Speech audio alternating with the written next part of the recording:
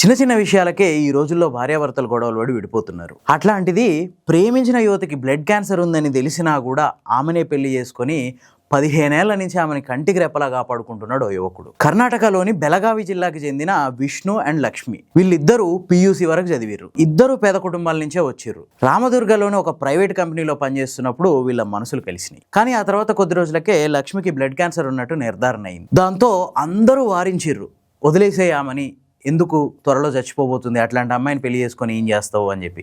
Even Lakshmi కూడా ఎందుకు నన్ను పెళ్లి చేసుకొని ఏం సుఖపడతావు, వద్దు పెళ్ళొద్దు, నా మానాన్ని నేనుంటా, నీ మానాన్ని నువ్వు ఉండు అని చెప్పింది. అయినా కూడా వినిపించుకోలేదు.